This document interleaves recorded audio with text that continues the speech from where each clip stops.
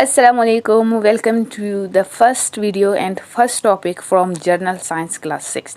Class 6 में जैसा कि बुक आपको दिख रहा है तो जल्दी से अपना बुक खोले अगर आपके पास बुक है, अगर नहीं है तो फिर भी वीडियो में इंशाल्लाह हम सारे कॉन्सेप्ट्स क्लियर करेंगे और आपको समझ आ जाएगा कि आखिर सेल क्या होता है, व्हाट इज़ सेल। एंड साथ ही साथ हम ये भी डिस्कस करेंगे, ये भी समझेंगे क्या हमारे जो डिफरेंट बॉडी पार्ट्स है जैसे कि हेड है, जैसे कि हमारा स्किन है, हमारे बोन्स है, तो क्या वो डिफरेंट टाइप ऑफ सेल से बने हैं। अगर yes different type of cell से बने हैं तो फिर उनका फंक्शन क्या होता है, वो किस तरह से फंक्शन करते हैं और वो दिखते कैसे हैं। तो let's start our today's topic. Okay, तो ये हमारा जो ओवरऑल हमारा यूनिट है, हमारा चैप्टर है, वो क्या है, cellular organisation of plants and animal. यानी हम इसमें प्लांट्स और एनिमल्स का जो सेलुलर ऑर्गेनाइजेशन है, यानी उस सेल्स का जो ऑर्गेनाइजेशन है, जो तरतीब है, उसके बारे में हम डिस्कस करेंगे। आज का जो हमारा वीडियो है इसमें हम सिर्फ सेल को समझेंगे कि सेल क्या है और सेल के डिफरेंट टाइप्स क्या होते हैं। ओके, तो ये तो हमारा चैप्टर है।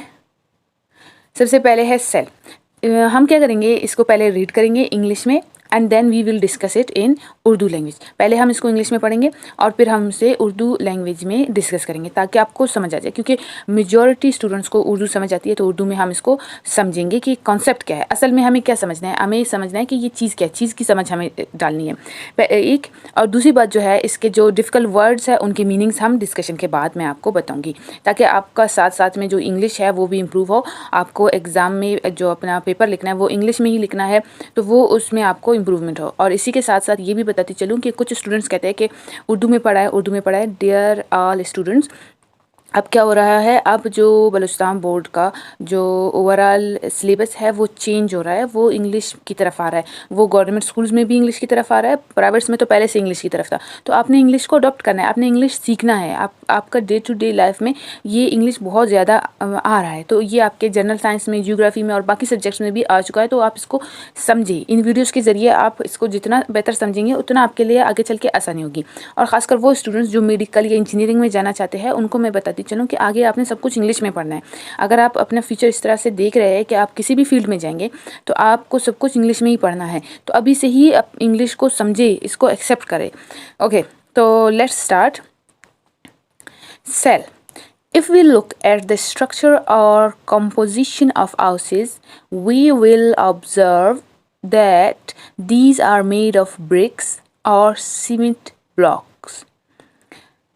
Bricks are cemented to construct walls and rooms of our houses.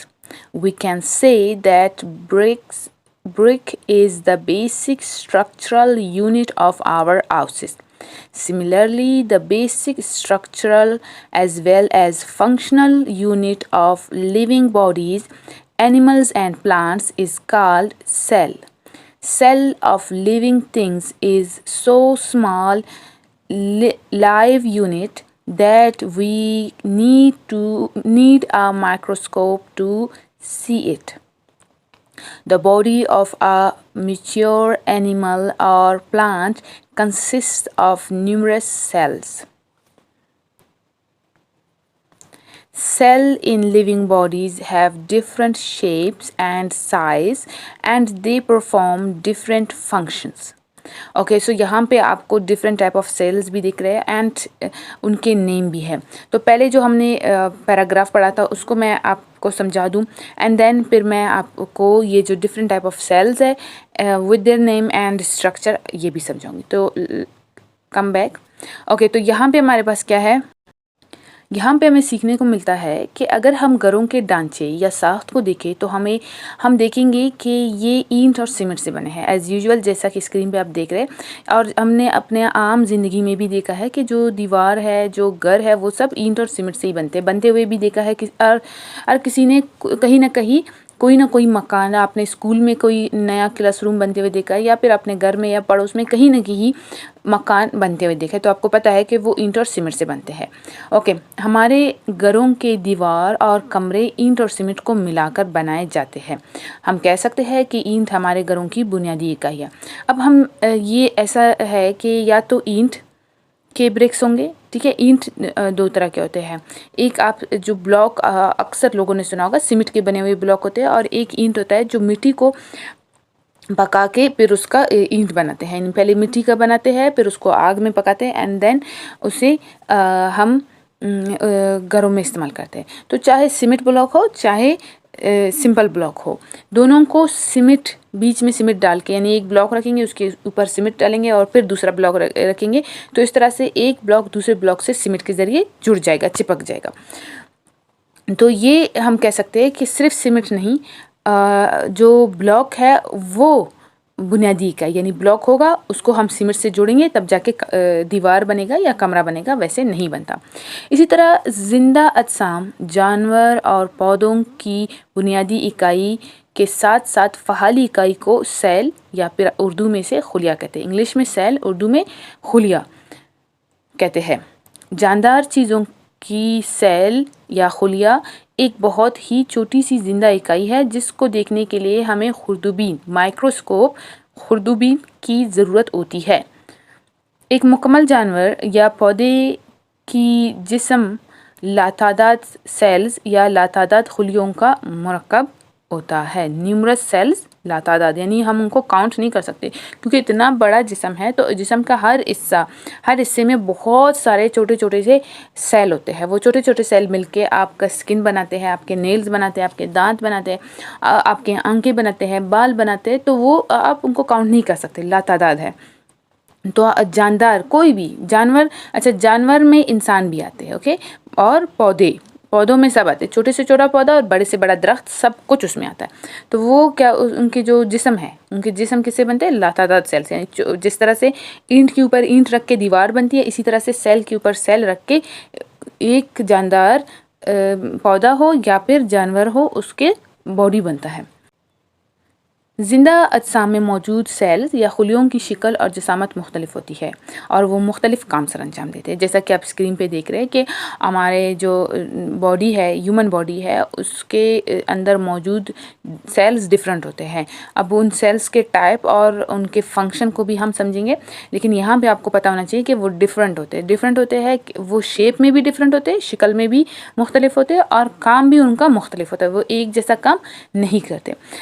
अब हम खुलियों के मुख्तलिफ अक़साम और इनके काम को समझते हैं। ओके, सो सबसे पहले इसको मैं इंग्लिश में रीड करके फिर आपको उर्दू में समझा देती हूँ। नर्व सेल रग या नस के खुलिये। Nerve cells transmit message in the body. Muscle cells पट्टों के खुलिये। Muscle cells contract and relax to produce movement in the body. Bone cells हड्डी के खुलिये। Bone cell provide support to the body. Skin cells जिल्द के खुलिये। Skin cells cover the body and make a protective layer. Red blood cells सुर्ख खून के खुलिये। Red blood cells transport oxygen in the whole body. And last सफ़ेद खून के खुलिये white blood cells. White blood cells kill disease causing germs. Okay, nerve cells यानी रग या नस के खुलिये। नर्व जो है हमारा दिमाग, ये एक नर्व है। हमारे जिस्म में मौजूद जितने भी रगे हैं, खून के रग नहीं, वो रग जो दिमाग के रग होते हैं। स्क्रीन पे भी मैं आपको इसकी तस्वीरें दिखाऊंगी कि कौन से रग होते हैं, लेकिन वो रगे जो दिमाग के रग होते हैं, जो दिमाग को मैसेज पहुंचाते हैं, जो दिमाग में होते हैं और दिमाग से हमारे पूरे बॉडी में नीचे, हमारे कमर की हड्डी से नीचे आते हैं, कमर की हड्डी में मौजूद है और फिर हमारे जिस्म में हाथ पाँव सब में जाते हैं। इसी वजह से हम जब जैसा सोचते हैं, जैसा करना चाहते हैं, उसी तरह से हमारे हाथ पाँव मूव करते हैं। जैसे हम चल रहे तो हम चलने का सोचते तो हमारे पाँव वैसे ही मूव करते हैं। तो ये मैसेज कहाँ से आता है, ये दिमाग से आता है। और किस तरह से आता है, ये तमाम नर्व्स जो है, तमाम रगे दिमाग से जुड़ी हुई है, जो इस पैगाम को पैरों तक पहुंचाते हैं कि अब तेज़ चलो या फिर रुक जाओ, तो वो उस हिसाब से काम करते हैं। तो जो रग के खुलिये है, ये जिस्म में पैगाम रसानी का काम करते हैं। फिर है मसल सेल्स पट्टों के खुलिये। ये क्या करते हैं, ये जिस्म में हरकत पैदा करने के लिए जिस्म को सिकुड़ने और फैलने में मदद करते हैं। अब सिकुड़ने और फैलने में, जैसे कि आप इसका सबसे आसान एग्जांपल ये सकते हैं कि जब हम खड़े होना चाहते हैं, जब हम बैठते हैं, जब हम लेटते हैं, जब हम सोते हैं, तो और बैठने के मुख्तलिफ़ तरीके होते हैं, तो उस तरह से हम बैठते हैं। अब जो मैसेज आता है वो दिमाग से आता है कि पाँव फैलाओ, बैठ जाओ या खड़े हो जाओ। लेकिन उस मैसेज को मदद कौन देता है? वो मैसेज को मदद कहाँ से मिलती है? वो हमारे पट्टों से मिलती है, मसल से मिलती है। जो गोश्त है वो हमारे मसल्स और पट्टे होते हैं। तो ये उस हाथ को, उस पैर को चलने फिरने, उठने बैठने, सिकुड़ने में या फैलने में मदद देती है। फिर आए बोन सेल्स, हड्डी के खुलिये। अब ये क्या होता है?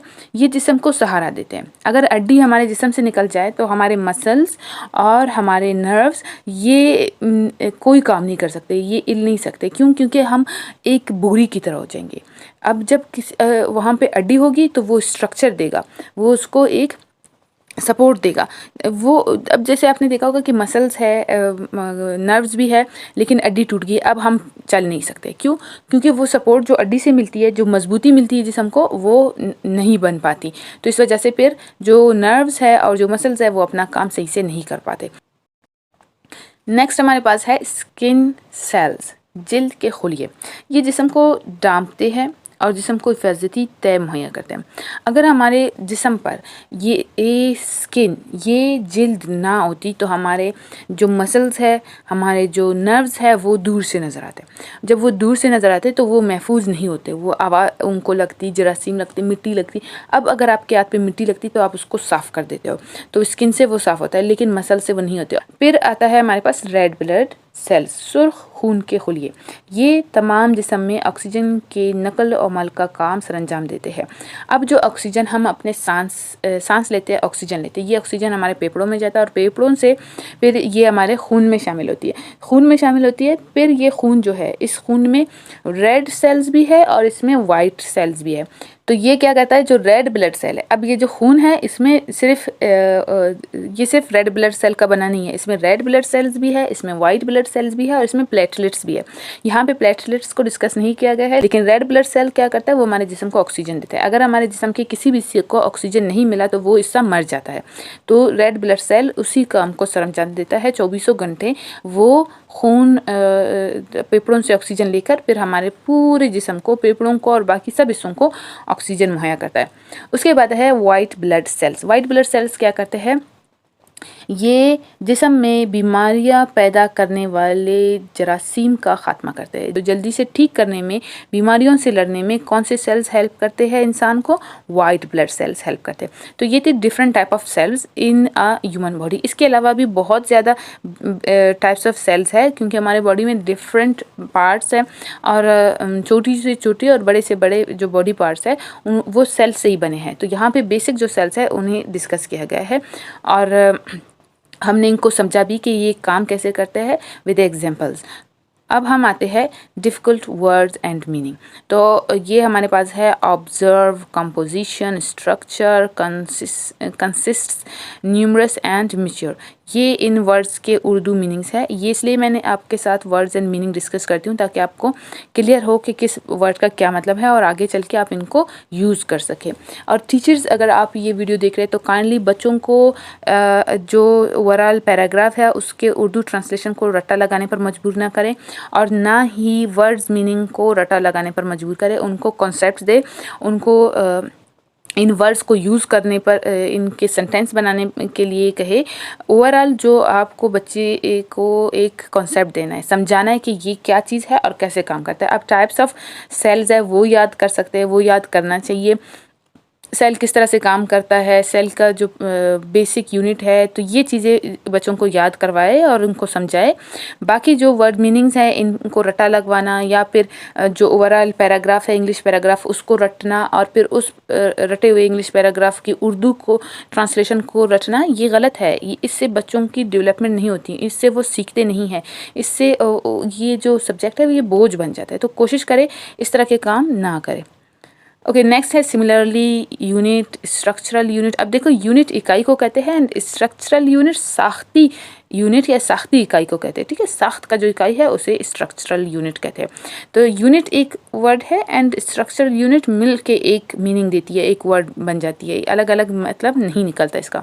फिर है सेल, सेल को खुलिया कहते हैं। छोटा सा कमरा भी जो है वो सेल को कहते हैं, वो फ़र्क है। जैसे कि जेल के जो कमरे हैं उनको भी सेल कहते हैं, लेकिन यहाँ पे जो सेल है इसका मतलब है खुलिया। फिर है माइक्रोस्कोप, खुर्दुबीन, ठीक है, इसको उर्दू में खुर्दुबीन कहते हैं। फिर है perform, germs, muscle, transmit and nerve. तो ये डिफरेंट वर्ड्स है और इनके मतलब, ताकि जब आप पैराग्राफ को पढ़ते हो इनके मतलब बच्चों को इसलिए भी समझना चाहिए और याद रखने चाहिए। रटा नहीं लगाना चाहिए, याद रखना। याद ये है कि आप इनको बार फारग टाइम पे दे के इनको इस्तेमाल करें अपने सेंटेंस में, तो आपको याद रह जाएगा। इससे क्या होता है कि आपको किसी भी बच्चे को हेल्प होती है किसी भी पैराग्राफ को ट्रांसलेट करने में, कि एक वर्ड है।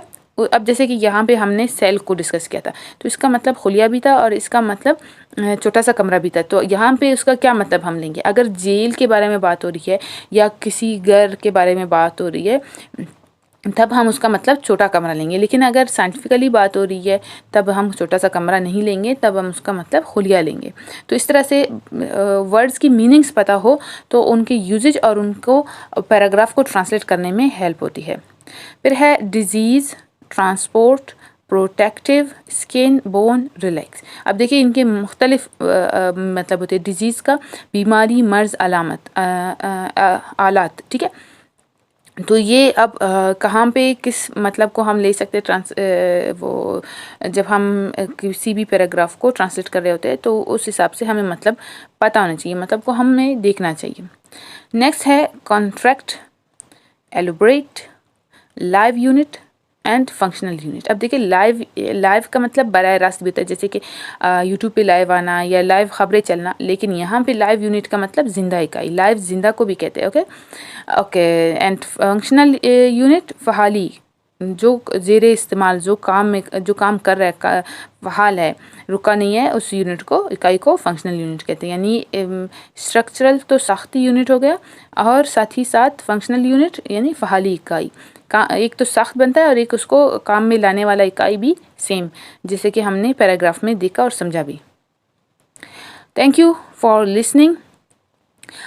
इस तरह के मज़ीद वीडियोस के लिए हमारे चैनल को सब्सक्राइब करें। इंशाल्लाह नेक्स्ट टॉपिक्स के साथ आपसे मुलाकात होगी। इस वीडियो को लाइक एंड शेयर करना बिल्कुल भी ना भूलें। अपना बहुत ज़्यादा ख्याल रखिए। Take care. अल्लाह हाफिज़।